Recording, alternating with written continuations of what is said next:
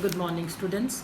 सो बेटा कल मैं थानू सेंट्रल बैंक का जोड़ा चैप्टर स्टार्ट करवाया सी जिहदे विच आपां टाइप्स ऑफ बैंक्स ने जिहड़े उन्हां दी गल कीती।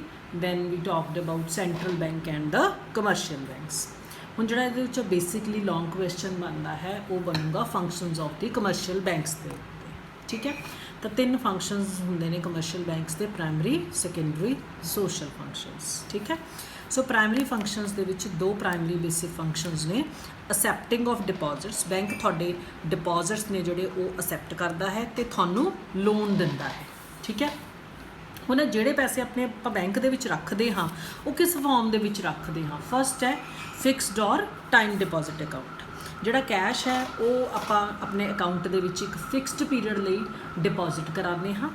ये जिहड़ा जदों मैं पैसा डिपॉजिट कराऊँगी मैनूं उहदे बदले एक रसीट मिलूगी जिन्हों मैं फिक्सड डिपॉजिट रसीट कहनी हाँ। इहदे उत्ते डिपॉजिटर दा नाम, जिन्ना पैसा डिपॉजिट कराया है, जिस रेट ऑफ इंटरस्ट ते कराया है, तो जिन्ने समय लिए कराया है वो लिखिया होगा। ये रसीट ट्रांसफरेबल नहीं होगी, मतलब जिसका नाम है उहदे उत्ते ही उन्होंने डिस्काउंट करा सकता है। जे डिपॉजिटर नूं समय तो पहला, मतलब मैं मान लो मैं 5 साल की FD करवाई, जो मैंने उस तो पहला पैसे की जरूरत है तो मैं उस पैसे नूं कढवा सकती हाँ, पर मैनूं उत्थे कुछ अमाउंट जिहड़ी जिन्हों असीं कहने डिस्काउंट वो बैंक नूं देना पऊगा। जिहड़े FDs ने इन्हां दे उत्ते सब तो ज़्यादा रेट ऑफ इंटरस्ट है जिहड़ा वो लगता है। Longer the period of deposit, Jinnah deposit का पीरियड लॉन्ग हुंदा है उन्ना ही रेट ऑफ इंटरस्ट हायर हुंदा है। सो बिकॉज बैंक है जिहड़ा इस अमाउंट नूं लॉन्ग पीरियड वास्ते यूज़ करता है, इस करके इसनूं time liability of the bank भी कहा जाता है। सैकेंड है करंट और डिमांड डिपॉजिट अकाउंट। एक डिपॉजिटर अपने डिपॉजिट्स नूं जिन्ना मर्जी वारी बैंक चों कढ़ा सकता है, जिन्ने मर्जी वारी कढ़ा सकता है, जिन्ने मर्जी वारी जमा करा सकता है। एक्चुअली करंट या डिमांड डिपॉजिट अकाउंट्स ने यह बिजनेसमैन ने जिहड़े वो इहो जिहे अकाउंट्स ने जिहड़े वो रखते हुंदे ने। बैंक है जिहड़ा इन्हां दे उत्ते बैंक कोई भी इंटरस्ट पे नहीं करता, रादर साडे तो कुछ चार्जिज लैंदा है जे साडी पैसा इस मिनिमम अमाउंट तो, इस मिनिमम लिमिट तो थल्ले चला जाता है। द अमाउंट जिहड़ी अमाउंट असी कढवाने वो चैक्स के थ्रू ही कढ़ाई जा सकती है, इस करके इसनूं डिमांड लायबिलिटी भी कहा जाता है। अमेरिका दे विच इस टाइप के अकाउंट नूं चैकिंग अकाउंट है जिहड़ा वो कहा जाता है। नैक्सट है सेविंग डिपॉजिट अकाउंट। ये अकाउंट है जिहड़ा स्मॉल सेविंग्स नूं एनकरेज करने वास्ते किया जाता है। रिस्ट्रिक्शनस ने जिहड़ियां बैंक लगांदा है ऑन द डिपॉजिटर कि तुसीं इस तो वध पैसा है बाहर नहीं कढ़ा सकते। जे कढ़ाउणा है तो तुहानूं उहदा पहला प्रायर नोटिस है जिहड़ा बैंक नूं देना पऊगा। बैंक इंटरस्ट दिंदा है इस सेविंग डिपॉजिट के उत्ते भी, पर उहदा जिहड़ा इंटरस्ट रेट हुंदा है वो FD नालों काफ़ी घट हुंदा है। नैक्सट है होम सेफ सेविंग अकाउंट। एक नवी स्कीम है जिहड़ी बैंक्स ने इंट्रोड्यूस की है। एक छोटा जिहा पोर्टेबल हुंदा, छोटा जिहा एक सेफ है जिहड़ा है वो डिपॉजिटर नूं दे दिता जाता है कि अपने घर दे विच ही तुसीं उसनूं रखना है। डिपॉजिटर वो अपनी छोटी छोटियां सेविंग ने जिवें जिवें उहनूं ठीक लगदा उहदे च पाई जी। जिन्होंने आपां पिग्गी बैंक जिवें बच्चों का हुंदा है, ये बैंक एक टाइप नाल पिग्गी बैंक है जिहड़ा सानूं दे दिंदा है कि आपदे पैसे ने तुसीं इहदे विच की करा दो, डिपॉजिट करा दो। राइट, हुण बैंक्स की करनगे इस जिहड़ी सेव्ड अमाउंट है इसनूं एक एजेंट ला दिंदे ने, वो तुहाडे घर आके तुहाडे उस सेफ विचों तुहाडे सामने पैसे है जिहड़े कढ़ा के लै जांदा है ते तुहानूं इंटरस्ट दे दिंदा है। पर इहदे उत्ते जिहड़ा इंटरस्ट है वो लैस दैन 1% हुंदा है दैन द सेविंग अकाउंट जिहड़ा आपां पिछे कीता है। नैक्सट है रैकरिंग डिपॉजिट अकाउंट। इस दे विच एक स्पैसीफिड अमाउंट है जिहड़ी वो हरेक महीने डिपॉजिट की जाती है फॉर अ स्पैसीफाइड पीरियड लाइक 12, 24, 36 या 60 महीनों लई। ये अमाउंट है तुसी before the expiry of the given period सिर्फ तो सिर्फ बहुत ही अर्जेंट सिचुएशन दे विच पैसा कढ़ा सकते हो।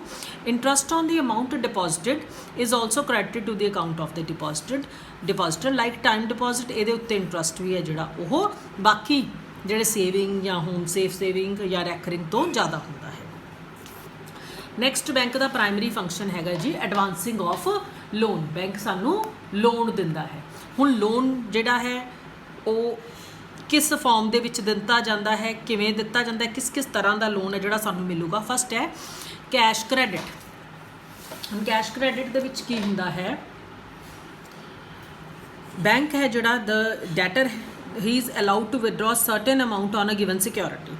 तुसीं सिक्योरिटी दोगे तो जिहड़ा लोन है तुसीं पैसा कढा सकते हो। The debtor withdraws the amount with in this limit, क्योंकि वो अपनी रिक्वायरमेंट के अकॉर्डिंग उन्हें इसनूं पे भी करना होंदा है, रीपे।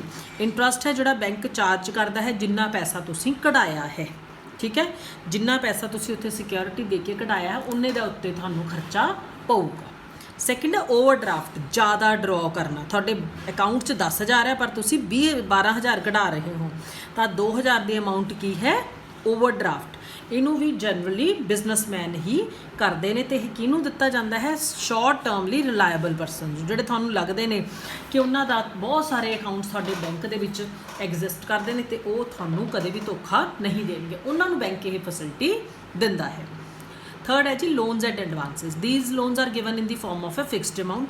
बैंक इस अमाउंट की जिहड़ा इस अमाउंट नू लोन के अमाउंट नू डैटर के बैंक्स के बुक्स के विच एंटर कर दिंदा है। दूजा बंदा उसनू कदे भी जो भी उन्हें जरूरत पऊगी, जिन्नी जिन्नी जरूरत पऊगी उन्ना पैसा उहदे विचों कढवा सकता है। Then discounting of the bills of exchange. Bills of exchange की हुंदा है? बैंक थानू एक बिल है जिहड़ा वो लिख के दे दिंदा है कि जिहड़ी इहदे विचों अमाउंट लिखी है, जो मान लो 12,000 लिखी हुई है, ठीक है, तो तुसीं वो 12,000 किसी भी टाइम पर जो भी तुहानूं लोड़ हो किते भी तुसीं इसनूं डिस्काउंट कर सकते हो। तो जिहड़ी इहदे विचों जिहड़ा face value of the bill जिवें 12,000 है, 12,000 चों 1,000 रुपया कट के तुहानूं 11,000 मिलूगा, ठीक है। सो ये डिडक्शन कहलाऊगी discounting of the bills. The bank discounts only the trade bill. सिर्फ ट्रेड बिल्स जिहड़े बिजनेस के नाल रिलेट करते हैं उन्होंने ही बैंक डिस्काउंट करता है। बिल्स ने जिहड़े मार्केट रेट ऑफ इंटरस्ट ते डिस्काउंट किए जाते हैं। जो इन्हों की मैच्योरिटी हो जाती है उस टाइम के उत्ते जिहड़ी पार्टी कंसर्न होंदी है उहदे तो इसकी अमाउंट बैंक कलैक्ट करता है। नैक्सट है इन्वेस्टमेंट इन गवर्नमेंट सिक्योरिटीज़। सरकारी सिक्योरिटीज़ बैंक्स ने जोड़ा वो परचेज़ करता है, ठीक है। बैंक्स प्रैफर करता है गवर्नमेंट सिक्योरिटीज़ नू बाय करना क्योंकि ये सब तो ज़्यादा सेफेस्ट इन्वेस्टमेंट होंदी है बैंक की। सो प्राइमरी दे विच अपने को लास्ट जाता है जी credit creation. One of the main function है बैंक्स का अजकल के दिनों के क्रेडिट नू क्रिएट करना।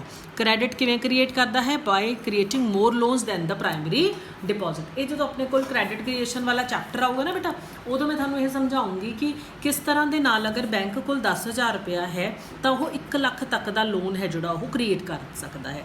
अपने को पूरा सैपरेट क्रेडिट क्रिएशन चैप्टर आऊगा, वो सारा देखोगे किस तरह के नाल एक बंदे के पैसे ने उन्होंने 10,000 नू 1 लाख तक का लोन कितना क्रिएट किया जाता है। So this was your primary function, secondary function and the general utility functions we will do in the next video. Till then goodbye बच्चा।